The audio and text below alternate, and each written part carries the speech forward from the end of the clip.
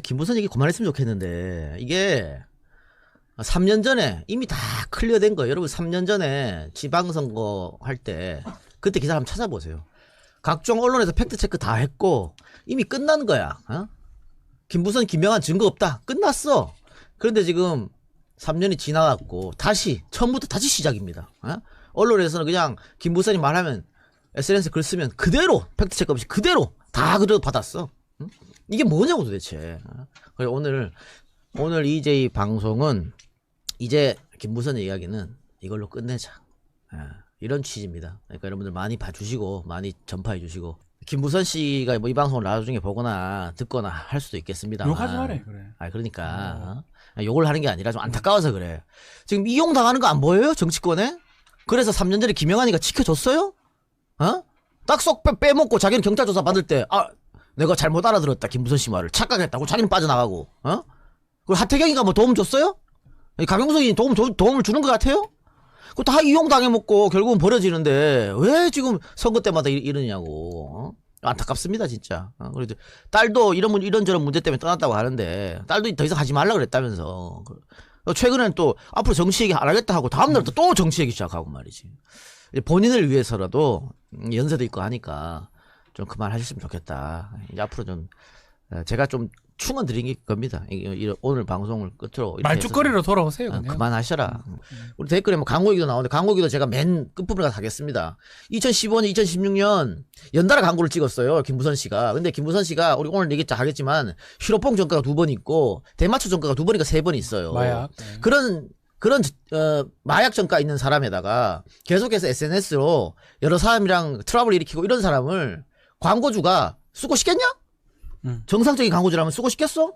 그런데 희한하게 삼성화재 광고를 찍었고 그 다음 연도는 의류 광고를 찍었는데 그 의류 광고를 누가 기획했냐? 제일기획에서 찍어서 제일기획 삼성 거 아닙니까? 그게 이상하잖아. 이상하게 흘러가 들어간다니까 이게. 그 뒤 그건 맨 뒤에서 제가 따로 언급해드리기로 하고. 최근에 또 김부선 씨가 뭐라 했냐면 비가 엄청 오는 날 노 대통령 49제 때 비 오는데 왜 가냐고 나한테 했었다. 옥수동 집에서 만나자고 했었다. 이런 얘기를 끌어가서 또 이게 기사가 됐어요. 그렇죠. 근데 이게 왜 나왔는지 제가 처음부터 알려드릴게요. 지난 지방선거 때 김부선 씨가 가짜 총가가 2009년 5월 22일 어디 계셨나요? 이러면서 이재명을 공격하는 글을 올렸습니다. 그러면서 당시 제게 전화했었죠. 내 집에서 만나자고요. 왜 노무현 대통령 연결식에 가냐고. 옥수동 집으로 가라고 했습니다. 이걸 올렸어. 그런데 노 대통령 서거일은 5월 23일이에요. 그러니까 5월 22일 날 이런 대화를 할 수가 없겠지. 저와 착각했다 칩시다. 그래, 날짜 조금 날짜 하루 정도 차이니까. 근데 김영환이는 뭐라 했냐. 김영환이는 23일이나 24일일 거라고 얘기했어요. 그래. 이런 일이 벌어진 게. 근데 이재명은 23일 날 노 대통령 서거 소식 듣고 봉화에 내려갔습니다. 봉화 내려가고 다음날 24일부터 29일까지 상주 자격으로 성남시 야탑 노 대통령 분향소를 지켰어요. 이거는 뭐 증거가 다 있어. 사진으로 남아있고 증언으로 다 남아있습니다. 그러니까 옥수동으로 가라. 내가 글로 갈게. 말이 안 되는 거예요. 더 말이 안 되는 것은 김부선 씨가 5월 23일부터 24일까지 제주도 우도에서 사진 찍은 걸 본인이 올려놓은 게 있어. 아이고야. 제주도에 있는 사람이 어떻게 서울에 이런 얘기가 나옵니까? 이게 거짓말이라는 게 다 이미 밝혀졌다는 얘기라고. 김영환 또 경찰에 갔다 가서 그렇지. 아이고 내가 잘못 알고 있었던 거라고 해명했죠. 해명했어요. 네. 이미 끝난 거를 왜 갖고 오냐고. 거기다가 그때 22일부터 24일 동안 비 온 날은 23일밖에 없는데 네. 23일도 0.1mm가 0.5mm가 밖에 안 돼. 그러니까 김부선 말처럼 억수같이 비가 쏟아진 말도 거짓말이야. 그래 그때 거짓말이 들통나니까 이번에 쓱 바꾼 거예요. 날짜를 22일, 23일이 아니고 7월달로 바꾼 거야. 49제라고. 이걸 근데 그냥 해주면 어떡하냐고. 지난번에 얘기한 건 뭐가 돼 그러면은. 지난번에 얘기가 싹 지우고 지금 와갖고 이렇게 7월달로 바꿔버리면 뭐가 이건 언론에 해줘야 되는. 있어요. 그러니까 뭐가 신빙성이냐고 도대체.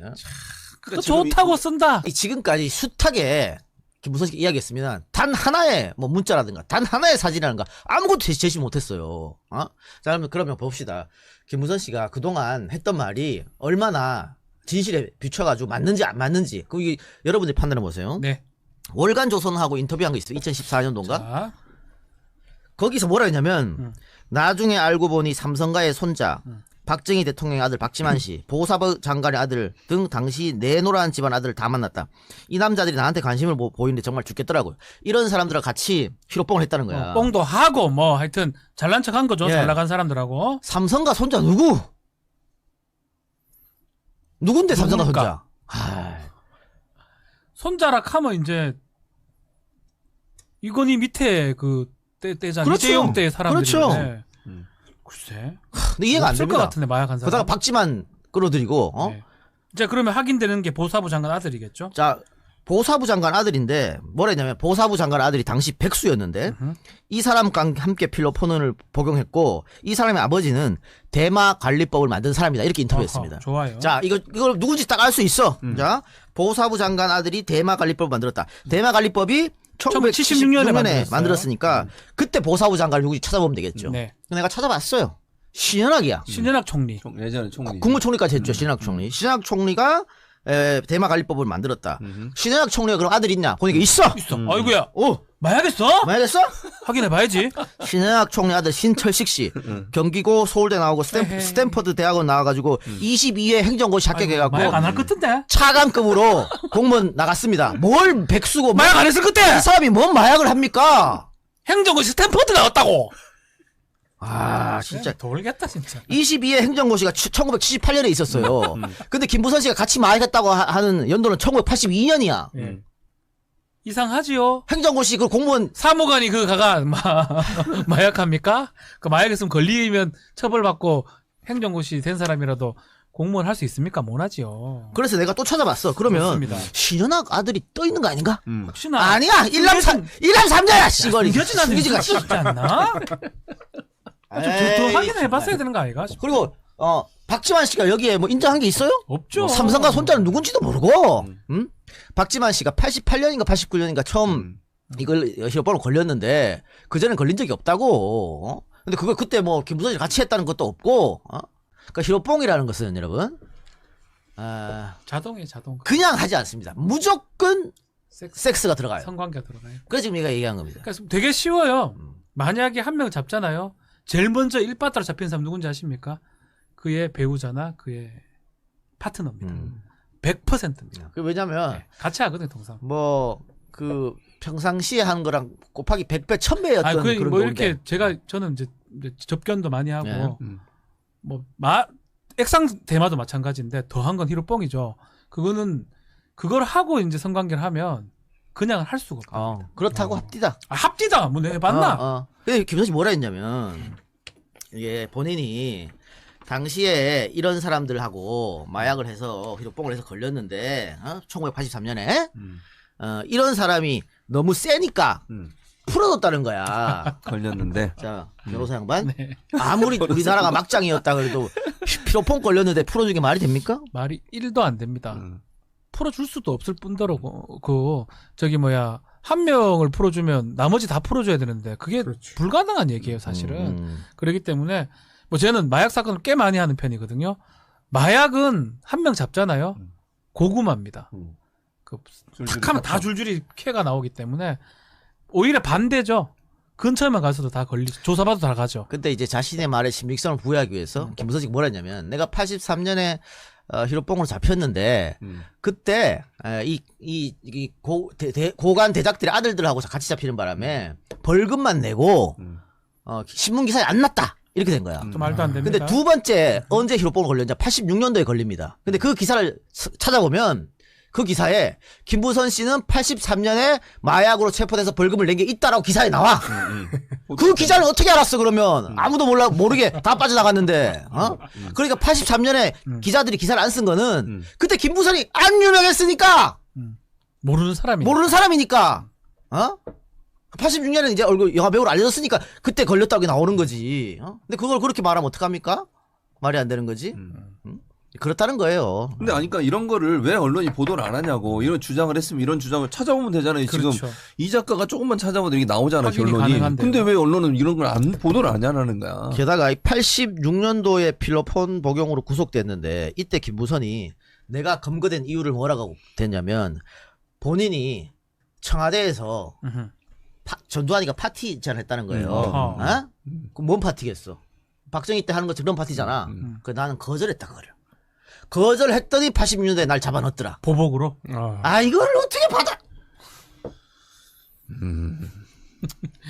뭐 좀 그래 생각하자. 제가 이 얘기 80년대 얘기를 쭉 왜 하냐면 김무선 씨는 한결같다는 얘기를 하고 싶어서 그러는 거예요. 한결같다는 이야기를. 약간 그렇지. 허세 같은. 그런 게 있다는 거야. 뭐 이거 김부선 씨가 보시겠지 이제 자기 이름 MSG 뜨니까. 좀 치고. MSG만 저도 쳐요. 김부선 씨 방송할 때 조금씩. 근데 이분도 좀 그런 성향이 있는 것 같다. 그 말씀을 드리는 거예요. 네. 또 이 월간조선하고 인터뷰에서 아이의 아빠는 극장 오너다.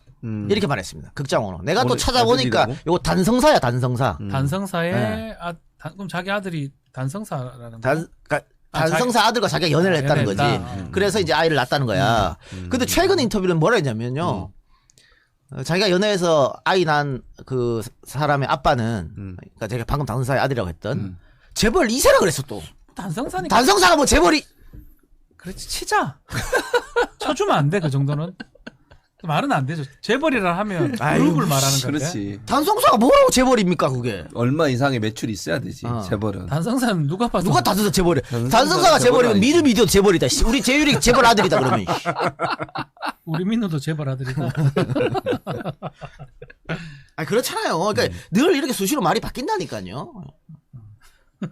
자 그리고 박지훈 씨가 이제 저걸 봐주세요. 2010년에 이제 김어준하고 인터뷰한 게 있으니까 한겨레 신문으로 통해 나가는 건데 그거 한번. 네, 요게 팬카페에 이 소설 좀 그만 써라. 당사자뿐만 아니라 당사자분께 죄송한 마음을 금할 길이 없다. 네티즌들의 루머와 지라시 기사가 거의 동급 수준으로 놀고 있으니까 팬 여러분 오해 없으시기를 바란다라고 이 기자들이 이재명을 출연하자. 또 그때는 또 언급되는 정치인 그 정치인 아니다라고 또 부인을 합니다. 그러니까 2010년에 김어준하고 인터뷰하면서 무슨 뭐 정치인하고 만났다 그랬는데 이제 네티즌하고 기자들이 추측할 거 아니에요. 또 이재명 아니냐? 그러니까 본인이 팬카페에서도 그 사람 아니라고 오해하면 안 된다고 그랬단 말이야. 그러면서 이재명한테 미안하다고 그때 그랬다고요. 그러면서 이제 이런 얘기를 하죠. 2016년에 양육비 문제로 자문을 구한 일이 있다. 아무 관계 아니다라고 미안하다라면서 다시 입장을 밝혔어요. 그러니까 이재명한테 미안하다고 몇 번 했다니까. 2016년도에도 연애한 게 아니라 내 딸 양육비 문제 때문에. 그러니까 이재명이 말했던 거랑 똑같은 거예요. 네. 그렇게 얘기했다가 얼마 있다 또 뒤집고. 지금 계속 이러는 거잖아요. 이러는 건데 네. 이재명은 한결 같고 그런데 계속 한쪽 얘기만 들어주면 어떡하느냐. 근데 네.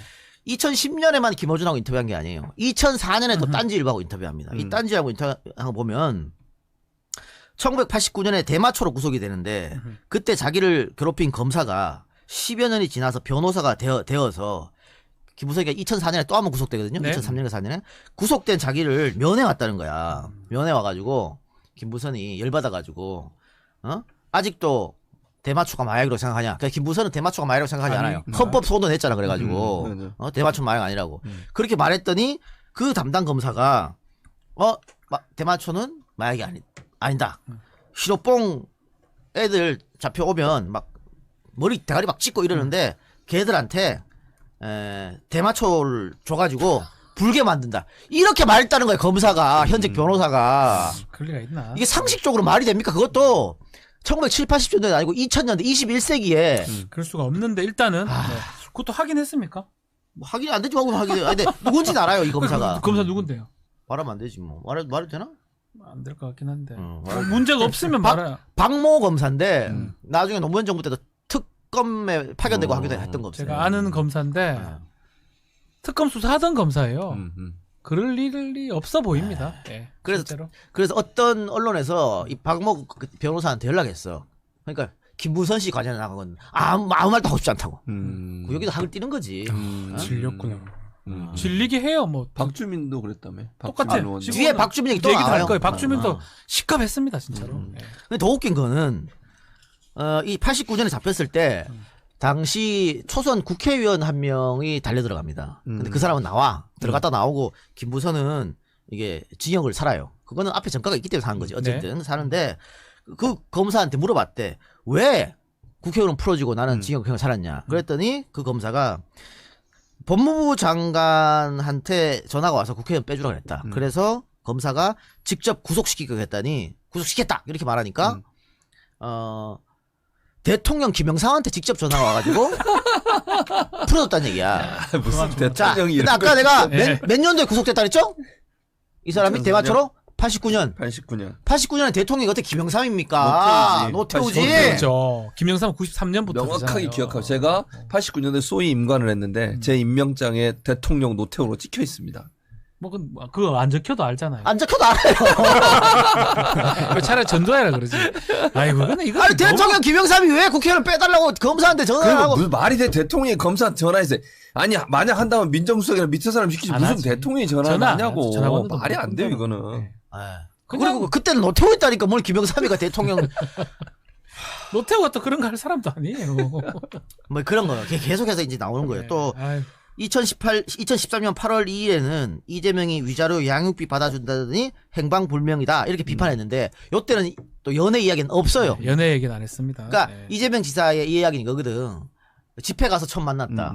그런데 양육비 문제로 그러니까 아까 단성사 아들이라고 하는 그 사람이 아기 낳고 양육비 한 번도 안 줘가지고 이 지사한테 당시 변호사니까 그 본인 도와주겠다 내가 받아줄게 한 거예요. 했는데 알고 보니까 이미 한 번 받았어. 그러니까 지금까지 못 받았던 양육비를 거액으로 한 방에 받았다고 몇 천만 원을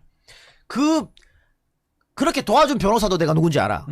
그러니까 이재명은 몰랐는데 알고 보니까 이미 받았기 때문에 그렇죠. 또 못 받을 수가 없어. 이미 이제 다른 성인이 됐고 못 받은 걸 한 번에 줬기 때문에 또 받을 수 없지. 재판하기 어렵죠. 그래서 이재명이 안 된다 하니까 그때부터 이제 억하심정을 가지고 난리를 쳤는 거지. 난리 쳤다 이거예요. 그래서 2010년 8월 1일 본인이 위자료 양육비 받아준다더니 행방불명 이렇게 비판한 거야.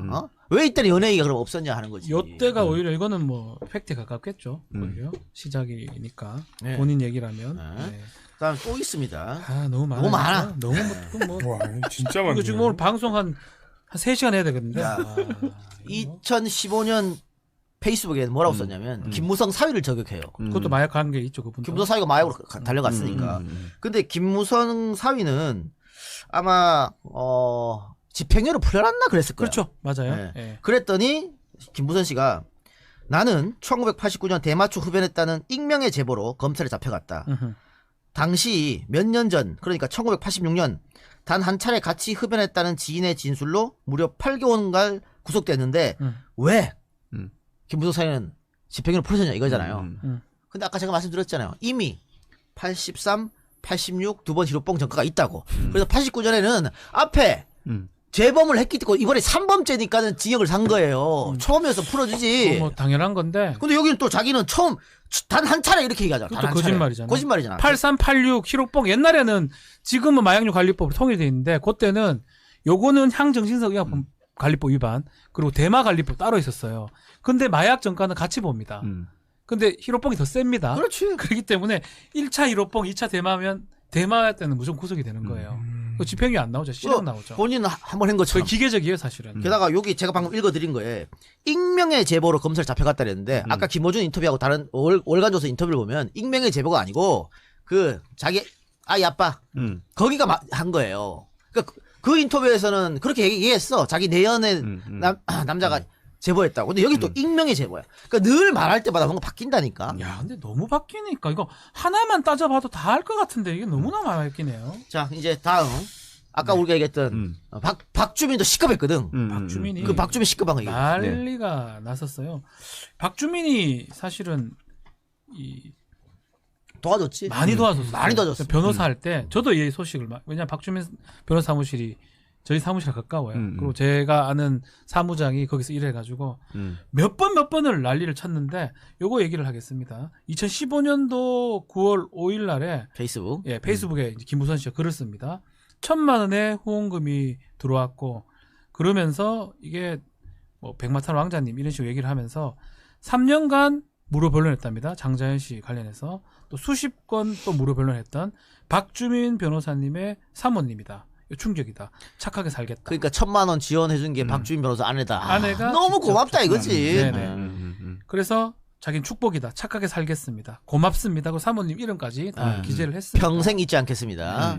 자 그런데 1년 만에 돌변합니다. 2016년 7월 3일 날 1년도 좀 덜 돼가지고 글을 또 씁니다. 페이스북에 박주민 의원님 이러면서 자기 무죄 받을 수 있다고 했죠? 다 유죄 받았습니다. 벌금 1,500 나왔습니다. 반은 물어주신다고 하셨죠? 입금시켜 주십시오. 라고 하면서 동석 안 했다고 뭐 얘기하면서 사람답게 삽시다. 제발. 라고 바로 비판을 했습니다. 이건 제가 얘기 들었거든요. 몇 번 난리를 쳤다고 하더라고요. 근데 사실은 제가 뭐 말할 말은 많은데 저도 고소당하고 혹시 저 이름 또 나올까봐 더 얘기를 못 하겠는데 이 본인 쓴 것만 보더라도 1년 만에 완전 말이 바뀌었죠. 아니 그래서 내가 이게 논란이 될 때 박주민 의원하고 라디오에서 인터뷰가 잡혔었는데 박주민 의원이 나한테 김무선 씨 건 제발 좀 빼달라고. 빼달라고 너무 힘들어. 너무 힘들고 너무 피곤하다는 거야. 어? 내가 선의로 이렇게 도와줬는데 오히려 막 너무 욕을 먹고 이렇게 있으니까 네. 막 이렇게 되는 거예요. 근데 2018년에 또 얘기해. 한 번 박주민 까요. 얘기해. 또 박주민 까요. 2018년에 박주민이 강용석 변호사 선임하라면서 네. 1,000만 원을 만울 이름으로 보내옴 무능한 폐소 변호사 네. 이렇게 깠습니다. 그러니까 시달리다 박주민이 또 1,000만 원 보내줬는 모양이지. 네. 그러면 감사해야지. 뭘 강용석을 선임하라고 물어볼까요? 박주민한테 강용석 추천하면서 1,000만 원 보내줬는지 말이 됩니까? 말이 안 되지. 근데 강용석 선임한다 그러니까 굉장히 난리가 난 거야. 그렇죠. 아무리 그래도 어떻게 강용석 선임하냐. 그랬더니 이제 명분 찾으려고 박주민이 추천해서 나한테 이렇게 된 겁니다. 네. 그럼 이 박주민한테 물어봐요. 강용석을 추천했는지. 박주민이 미쳤습니까? 강용석을 왜 말이 추천합니까? 안 되죠.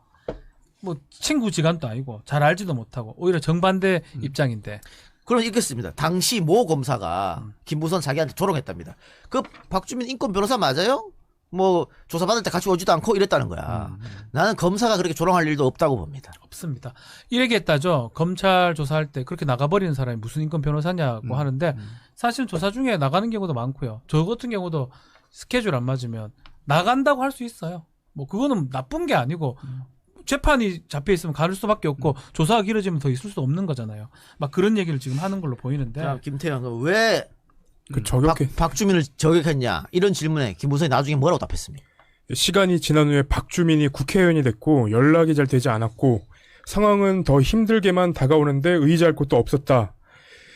연락이 안 되는 박 의원에게 속도상하고 해서 나름 애정어린 투정을 했다라고 해명했습니다. 뭐 이게 애정을 말이 안 되잖아요. 사람을 박사를 내놓고. 어떤 애정을 갖고 있다는 얘기죠? 사실은 힘들 거야 아마. 저도 변호사 업무를 하지만 와. 가장 힘든 게 의뢰인이거든요. 의뢰인 결과가 좋든 안 좋든 특히 안 좋을 때 이렇게 나와버리면 정말 허무해져요. 아마 박주민 의원이 당시 변호사 할 때 상당히 힘들었지 않을까. 그래서 지금도 이 얘기는 절대 언급하지 말라 하는 게 아니라 그렇게 하고 있죠. 너무 힘드니까. 네. 그러니까 한 번 이 뒤에 배우 황석정 씨도 나오는데 네. 한 번 김무선 씨가 뭐 있으면 그렇게 한 사람은 다 아이, 하지 마라. 어떤 인터뷰도 안 합니다.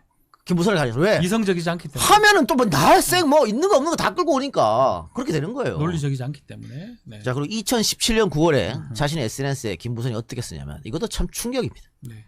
블랙리스트 1호 배우 김보선입니다. 안철수 지지한 대가로 또 방송 출연 금지시킨 건 아닌지요. 무섭습니다. 권력이라는 괴물이. 라고 문재인 정부도 블랙리스트 있다. 이런 식으로 지금 얘기를 합니다. 자, 문재인 정부가 2017년 3월에 출범했습니까? 출범했죠. 네. 5월 달이죠. 5월입니까? 네. 출범했죠? 5월. 네, 출범했는데 지금 블랙리스트 때문에 박근혜 때 블랙리스트 때문에 난리가 났고 문재인 정부에서 그걸 이제 바로 잡으려고 그랬었잖아요. 네. 근데 김무선 씨가 그때 2017년 9월에 문재인 정부에도 블랙리스트가 있다. 그게 나다. 왜? 내가 안철수를 지지했으니까 날 블랙리스트 만들어갖고 모든 방송 출연 안 시킨다. 네. 이런 거예요. 이거는 말 안 합니까? 이런 거는? 이게 말이 됩니까? 여러분 말이 돼요? 말이 근데 이걸 되죠. 또 조중동에서 막, 블랙리스트 있어! 문재인 정권에도 이렇게 했단 말이야.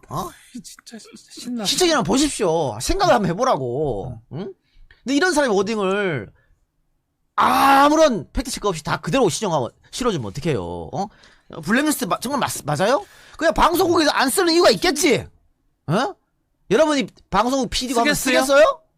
아이고, 좀 생각을 해보세요. 썼다가 뭐 난리를 치고 했던 기억들도 아마 우리 시청자분들 알 거예요. 황석정 아니, 씨 등등. 거기다가, 다른 사람들도, 이게 마약전가 한두 번 있어도 방송 못 나와요. 예. 방송 출연하기 어려운데, 할 일 아예 아직도 못하고 있는데, 4번, 5번 이상 어떻게 쓰냐고. 할리 좀 뽑아줘서. 안 하니까. 그런 거죠. 이런 거짓말 됐었다는 거예요. 이건 거짓말이잖아요. 누가 봐도 무슨 문재인 정부의 블랙리스트가 있어? 말이 되나요? 말이 되는 소리를 말이 안 해야지. 되죠. 자, 그러면서 또 월간조선하고의 인터뷰하면서 첫 번째 단락에 월간조선이 뭐라고 썼냐 이렇게 썼습니다. 1986년 필로폰 투약 혐의로 첫 구속됐고 이후 2004년까지 대마초 흡연으로 4번 구속됐다. 결혼을 하지 않은 채 1988년 딸을 낳았다. 5번 감옥살이를 하니 미혼모에게 돌아올 영화와 드라마의 배역은 없었다. 월간조선이 이렇게 썼어요. 월간조선이 기자가 이렇게 써줬어. 블랙리스트랑 아무 상관이 없는. 블랙리스트 아무 상관없이 그냥 아무도 그냥 안 써주는 거다. 이렇게 썼다고. 그러고 근데 뭐 많이 나왔어 이거 말고도 예. 중간중간에. 자 그리고 다음은 이제 이재명과 관련된 본격적인 이야기를 할 텐데 앞으로는 지금 앞에서는 이재명하고 큰 관련이 없다 하더라도 김무선 씨 이야기는 다 진실을 볼 수가 없다는 내용을 쭉 얘기했고요. 이제부터는 이재명 관련 내용인데 자 다음 2021년 4월달 얼마 안 됐죠. 얼마 안 됐을 때 페이스북에 또 뭐라고 썼냐면 문성근 씨 2007년 12월 대선 며칠 전 제게 설악산 단체 겨울 산행 동반 가능한지 전화했었죠. 그때 제 곁에는 이재명이 누워 있었어요. 이재명에게 당신이 산행 제안한 거 자랑처럼 말했고 이재명은 잘 됐다 좋은 분인데 사귀어봐라고 헛소리해서 대판 싸우고 5개월간 안 본 적도 있네요 이랬는데 자 15개월간 사귀었다 그랬거든요. 5개월 안 봤으면 뭐야 이거 포함되는 거야 안 포함 안 되는 거야? 10개월이야. 뭐야? 뭐야? 근데 뭐야? 지금 제가 15개월이라고 했잖아요. 김무선 씨가 어떤 때는 9개월 사귀었다고 했어 이재명이랑. 어떤 때는 12개월 사귀었다 그랬어. 어떤 때는 15개월 사귀었다 그랬어요. 다 달라. 아니 내가 연인이랑 누구랑 사귀었으면 그걸 기억 못합니까? 말할 때마다 다 다르다? 난 진짜 25년 전 대학교 1학년 때 사귀었던 애 몇 월부터 몇 월까지 다 기억나는데? 안 나나? 나는 안 나. 없어. 넌 지금의 마누라 한 명만 사귀어가지고 갔으니까. 그것도 기억이 잘 안 나. 지금 여친 몇 년 사귀었어? 10년 만났어. 딱 기억하잖아 정확하게. 왜 만났네. 사랑해요. 네, 그럼요. 예, 죄송합니다. 최진명 교수님은 몇 년 연애하고 결혼했어요? 저는 1년 반 정도 했죠. 딱 하잖아. 그럼요. 그 전에 여자라고는. 없었어요. 오직 제대로 제 얘기하세요. 아내가 첫사랑이고 마지막 텍사스에서 만났다면서. 첫사랑과 끝사랑입니다.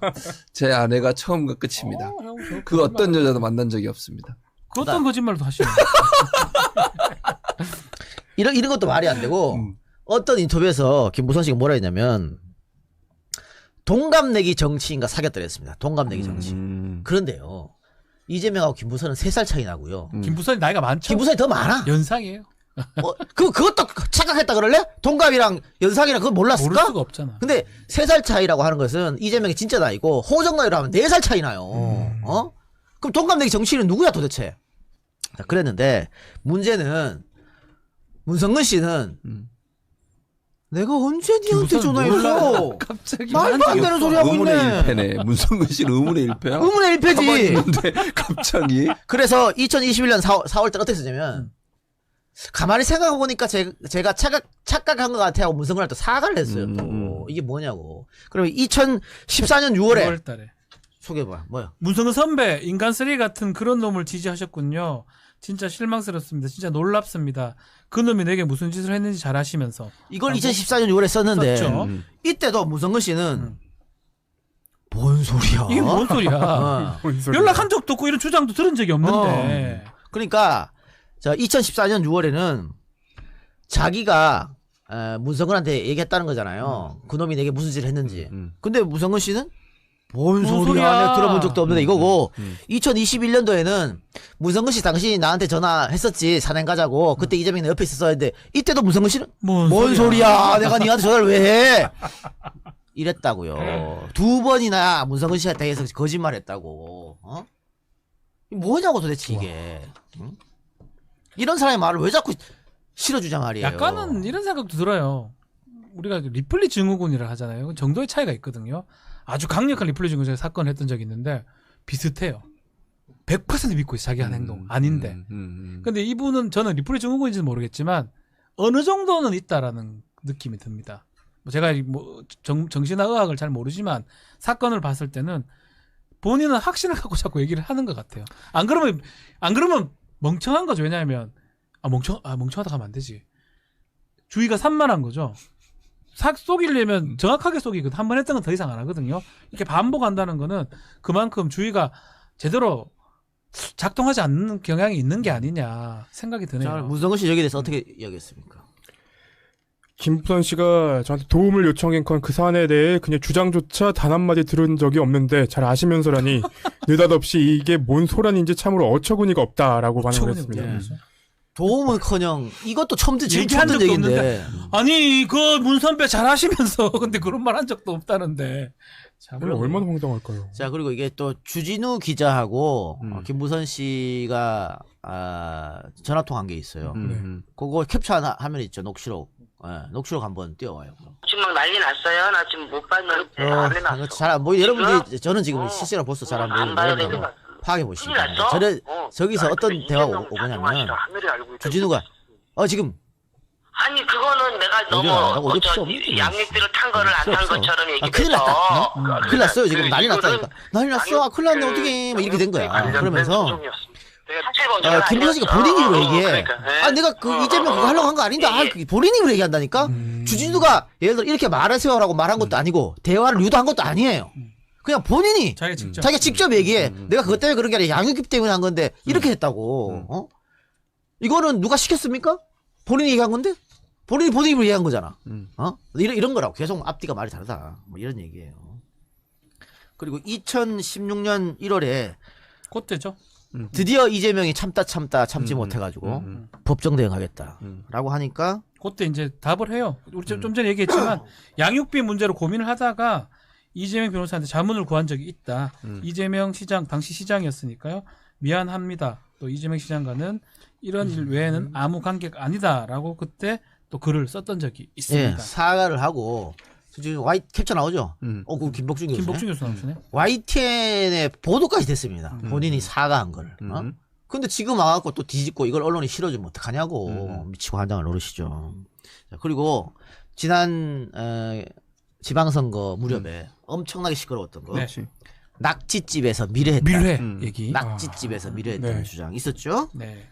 저희 집에 태우러 와서 이동하면서 바닷가 가서 사진 찍고 거기서 또 낚시를 먹고 그때 이분 카드로 밥값을 냈다 이렇게 말합니다.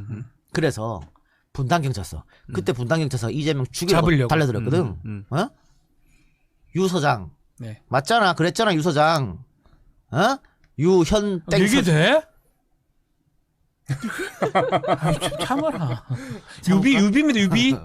장비 유비 간호 알죠? 예. 그냥 그렇게 하는 거예요. 그래 유 서장이 분당경찰서가 갔는데 2007년 그 낙지기를 팔았을 것이라 추측된 그 집까지 갔어요. 갔죠. 근데 분당경찰서 아하이. 왜 아무것도 증거를 못 잡았냐? 아하이. 거기에 그때 카드 단말기가 없었거든. 그게 이제 가건물인데 만약 얘기했던 가건물. 얘기까지 보면 그 단말기가 없어요. 현금으로 하는 곳이에요. 근데 본인은 카드로 계산했다. 증거가 있을 것이다. 라고 했잖아요. 이거 말이죠. 그래서 거짓말이죠? 당시에 낚시를 팔았다고 추측되는 해변상해라고 있습니다. 해변상해. 이 해변상해 주인이 카드 단말기가 없었던 걸로 기억하고 만일 김부선 씨가 왔으면 내가 기억을 왜 못하겠냐. 사진이라도 찍어달라 그러겠지. 네. 기억 안 난다. 이렇게 얘기해버렸다고. 뭐예요 그럼 이거는? 뭐야? 그러니까 김부선 씨가 자기가 증거랍시고 해변상의 사진을 찍어 올려요. 그런데 그 해변상의 사진은 2010년도가 이후에 이사한 자리야. 그러니까 2007년도 원래 있던 해변상에는 사라졌어요. 그 재개발로 철거했다고. 가건물이었어요. 가건물이가 철거하고 2010년에 지금 자리로 옮겼으니까 이름만 똑같을 뿐 그 집이 아닌 거지. 예. 근데 김부선은 마치 뭔가 증거 있는 것처럼 그렇게 올렸다. 그것도 이제 문제고죠. 사진 올리죠. 더 웃긴 거는 김부선이 검찰 조사 과정에서 카드로 계산한 게 아니라 현금 계산한 것 같아요. 또 이랬다는 거야. 이게 뭐냐?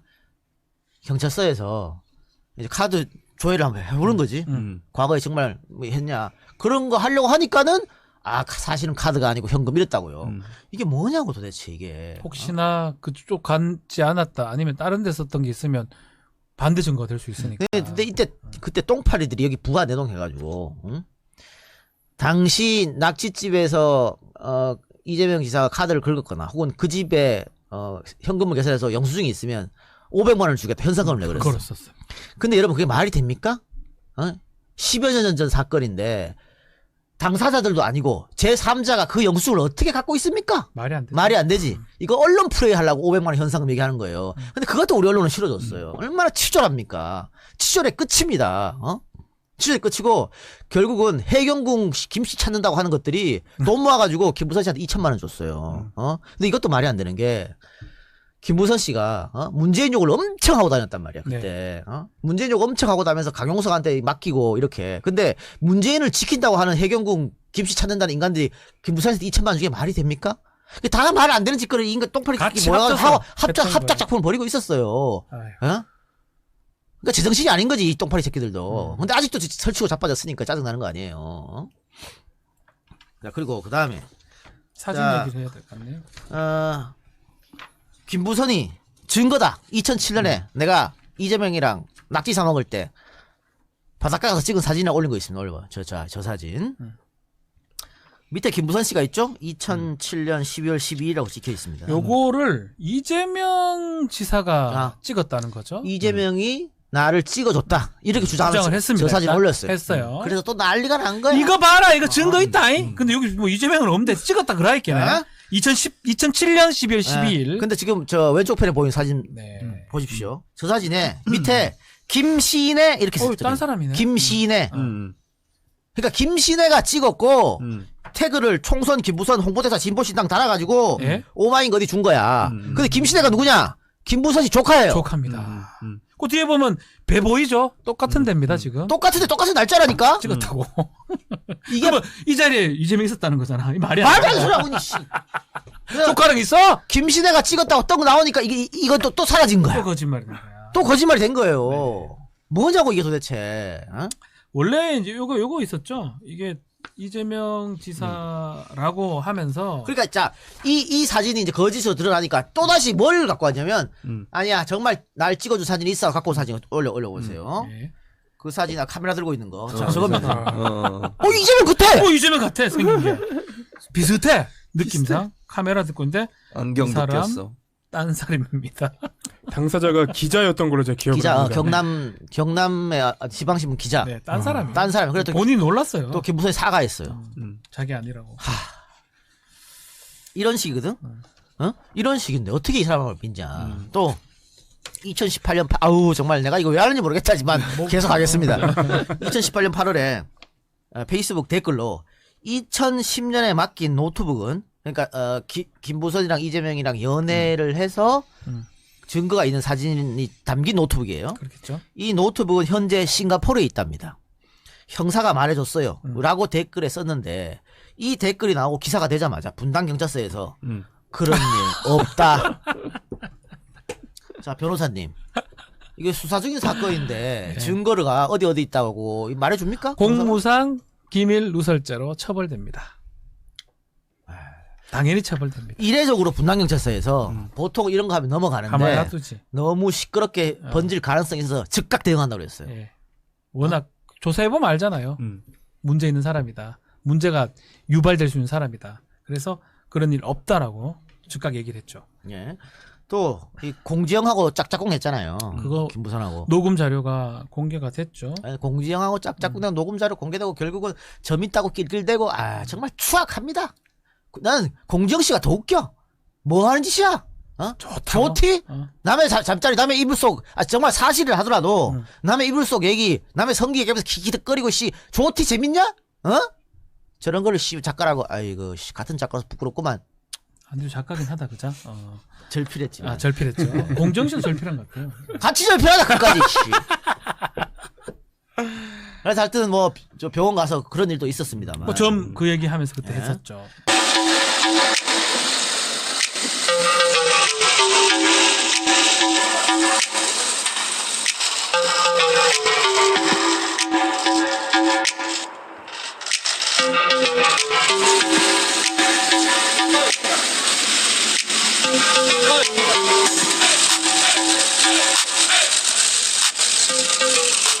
검진 결과 특정 신체 부위에 점이 없다는 사실이 명백하게 확인되었습니다.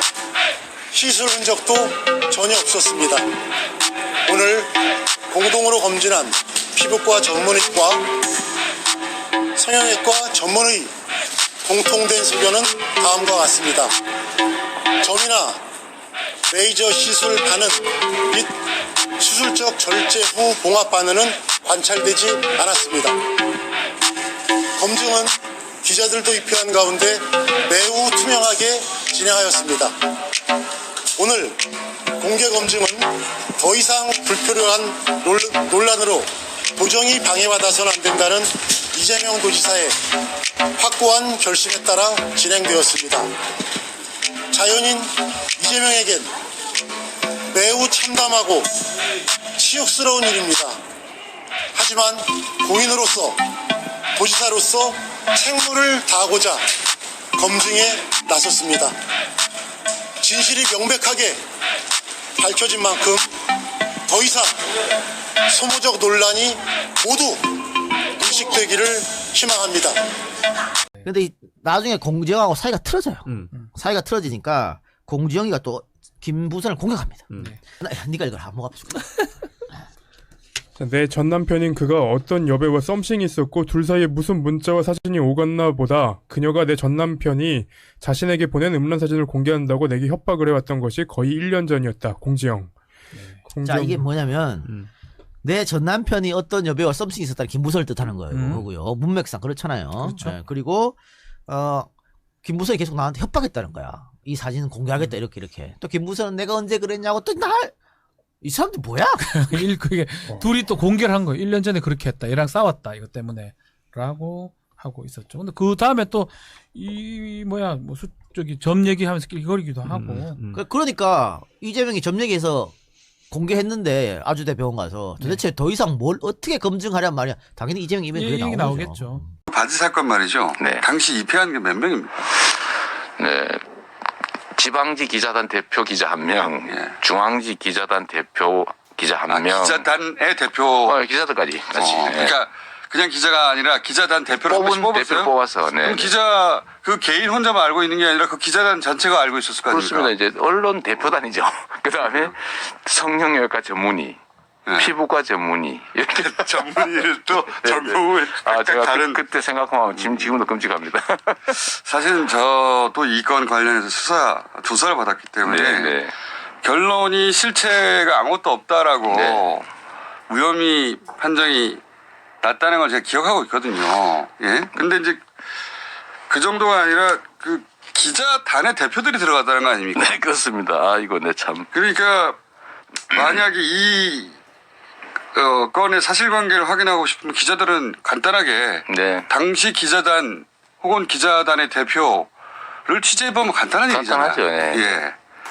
근데 그 얘기를 다시 쓰고 있죠. 근데 그렇게 취재해봤는데 그 입회한 지금 말씀하신 네 분을 믿지 못하겠다 그러면 기사를 써도 되죠. 네. 근데 처음 일인 일인양 다시 기사를 쓰잖아요. 네. 이 기자들 고소해야 되는 거 아닙니까? 이제 고소하면 또 더 시끄러워지죠. 제가 고소를 당했지 않습니까? 이 사건을 고발을. 그렇죠. 네, 고발을 당해서 허위사실 공표로 고발을 당했는데 경찰이 저를 죄 안 되는 것도 다 기소했는데 결국 무죄됐지 않습니까? 다. 근데 이거는 그 무리한 기소조차도 할 수 없었는데요. 이게 무혐의로 끝났어요. 무혐의인데 왜냐 아무것도 안 나왔기 때문에. 이게 제가 평생 타던 모든 차의 차적, 그다음에 우리 가족 모두의 모든 신용카드와 지출 내역 이걸 전부 조사를 했더라고요. 그 카드를 썼느니 정말로 열심히 했더라고요. 저도 상관없는 저도 거기 가서 정말 장시간 조사받았거든요. 그러니까 그분이 어쨌든 공개적으로 2번 사과하고 해명도 하고 한 일도 있지 않습니까? 그게 제 말은 그 입회인들을 취재하면 간단한 일을 입회했던 사람들 이 기자들도 있고 기자단의 대표 있다면 더더욱이 아는 사람이 한두 명이 아니고 대한민국 언론을 대표해서 온 거였습니다. 왜냐하면 경기도에 주재하는 지방지와 중앙 언론 대표를 뽑아서 왔거든요. 해당 언론사나 해당 기자 고소고발 대상 되는 거 아닙니까? 법률가신데? 법률적으로는 허위사실 공표에 해당이 되죠. 후보자 비방. 또 최근입니다. 최근이 없어요. 2020년 8월. 자, 김태현 거. 나라고 왜 사랑하고 싶지 않겠느냐. 남자 성기 어떻게 생겼는지 누가 그려보라면 주전자나 소뚜껑 그릴지도 모른다. 김부선 성직자처럼 살았다. 자, 김부선 성직자처럼 살았다면서 2020년 8월에 SNS 올리는데 앞에 어떤 얘기냐면 딸 낳고 30년간 비구니처럼 살았다라. 이랬습니다. 딸 낳고 30. 이재명이랑 15개월인가 연애했다며. 근데 딸 낳고 30년 비구니 이건 또 뭔 말이야? 아, 나 미쳐버리겠네. 아내인 거 아니야? 미안.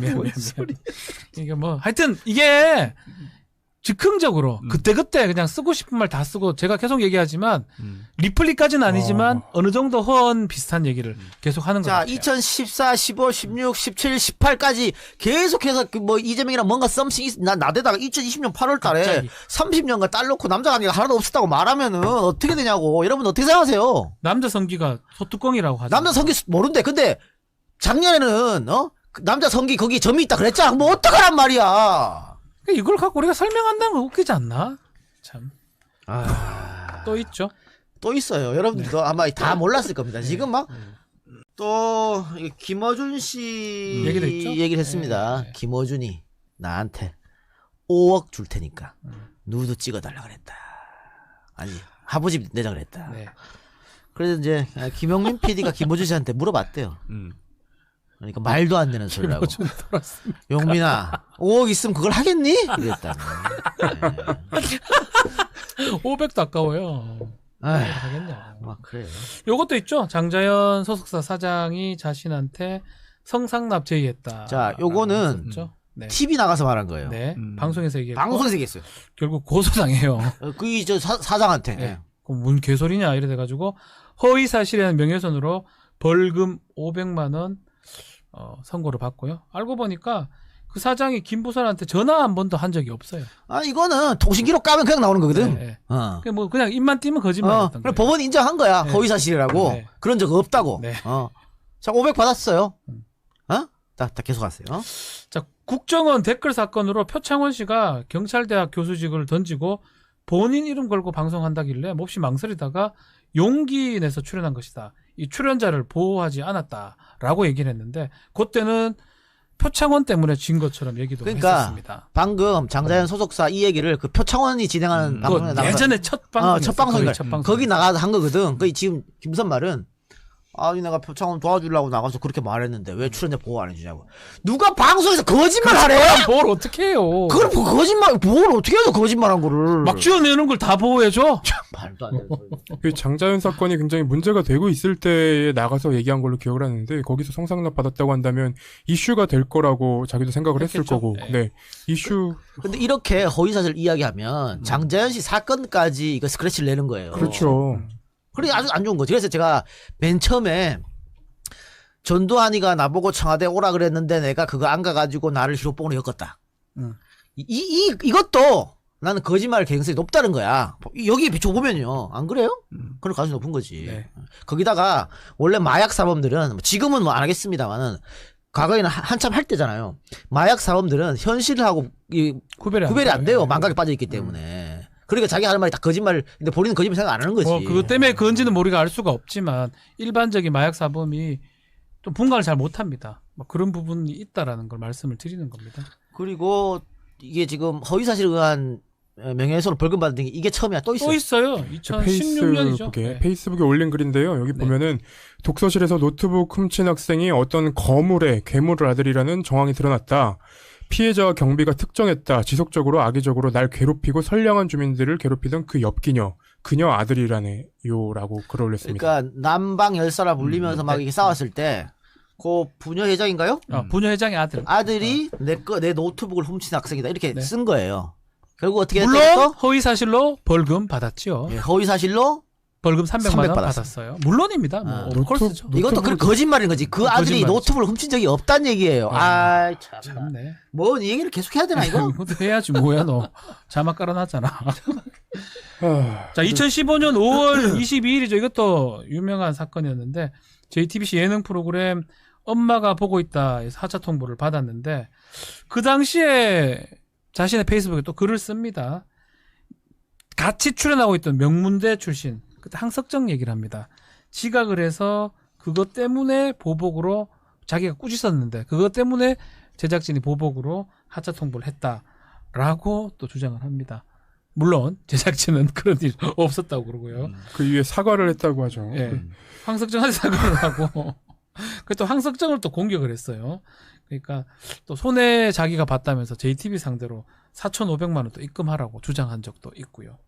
그러니까 황석정한테 뭐라고 했더니 나를 오히려 잘라버렸다. 근데 뭐 JTBC는 그런 적 없다고 하고 그러다가 또 황석정한테 석정아 미안해 사과를 문자를 하고. 보내요. 네. 그러다가 또 다시 공격합니다. 야 네가 뭐 또 공격했다가 또 갑자기 JTBC한테 돈 내가 달라 그러고. 이거 여기 잘리면서 손해를 많이 봤으니까 4,500만 원 입금하라고. 이게 뭐 같아요? 이게 뭐 일반적이지는 않죠. 황석정 씨도 제가 개인적으로 조금 알긴 하는데 뭐 이 얘기는 하지는 않습니다. 근데 똑같아요. 상대하면 상대할 수가 없다라는 걸 알게 됩니다. 왜냐하면 이성적일 땐 대화가 돼요. 이성적이지 않아요. 이랬다 저랬다 바꾸니까. 그러다 보니까 이 김부선 씨 만난 사람들은 대부분 피하거나 더 이상 얘기를 하지 않는 경우가 많겠죠. 그것도 예. 마찬가지입니다. 자, 그리고 아까 제가 맨 처음에 얘기했던 거 이렇게 마약 전과가 여러 개 있고 또 뭐 사회적으로 시끄럽고 문제를 일으키고 광고주 입장에서는 절대 모델로 기용하지 않을 것 같은 사람이 연속으로 그것도 거물급 그러니까 삼성화재 광고를 찍고 다음 연도에는 유니클로 야 유니클로도 얼마나 큰 회사인데 일본인데 유니클로 광고를 찍어요. 제일기획에서 하고 있죠. 근데 유니클로는 제일기획에서 만들었고 삼성화재는 삼성이고 그렇죠. 결국은 삼성이랑 연결되는 거 같은 아니냐 삼성 이런 음모론이 나올 수밖에 없어요. 네. 왜냐하면 삼성이란 거는 뭐 어디 데모하라고 할아버지한테 돈도 갖다 주고 폭식투쟁하라고 일베한테 돈도 갖다 주고 한 집단 아니에요. 이번에 또 뭐 윤석열 아내한테 뭐 7억 원 전세권을 설정해주는 그런 의혹도 있는 것이고 네. 삼성이라면 난 충분히 가능하다고 봐. 그러니까 이런 음모론이 나오는 거지. 그렇죠. 네. 왜냐하면 이렇게 할 리가 없잖아 김무선 씨가 굳이. 저 솔직히 까놓고 얘기합시다. 우리는 몰라요. 둘 사이에 뭔 일이 있었는지 우리가 어떻게 알아? 봤어? 못 봤지? 알 수가 없어요. 두 사람의 일은 두 사람은 알 수 있어요. 근데 한 사람은 연애를 했다 그러고 한 사람은 아니다. 그 사람이 허언이고 거짓말이라고 하니까 그러면 했다고 하는 측에서 증거를 내놔야 될 거 아닙니까? 그게 원칙적이죠. 예. 안 했다고 하는 사람이 어떻게 증거를 내냐고. 안 했다는 증거를 그럼 어떻게 없는 증거를 거지, 내. 그러니까 했다는 사람이 증거를 내야 되는데 10년 가까운 동안 단 한 개의 증거도 못 내놨지 않습니까? 제대로 된 거를. 그러면 그만해야지 이제. 언제까지 이럴래요? 근데 이걸 똑같은 거를 언론에서는 이걸 아는지 모르는지 계속 반복해서 뭐 말할 때마다 쓰고 있고. 아까 그리고 광고 얘기했는데 이 유니클로는 이게 오랫동안 덴츠 코리아 광고회사입니다. 여기랑 손잡고 계속 찍었거든요. 근데 김부선 씨 나온 요때만 또 희한하게 제일기획이랑 같이 했단 말이야. 신기하다는 거예요. 뭐 우리는 그래, 알 수가 알 수가 없으면 없지만 우리가 얘기하는 건 그렇죠. 명예훼손도 아니에요. 신기하다. 얘기한 거예요. 아주 신기하다. 엑설런트하게 신기하다. 뭐 이 정도예요. 아니 이거 봐요. 광고 대행사에서 모델을 여러 명 뽑을 거 아니에요. 그거 들고 광고주한테 찾아가서 골라달라 할 거 아니야. 그렇죠. 근데 상식적으로 광고 대행사도 그렇고 광고주도 그렇고 김무선 씨는 모델로 기용하기 어려울 텐데 광고 대행사도 선택하고 광고주도 선택했다. 연속으로.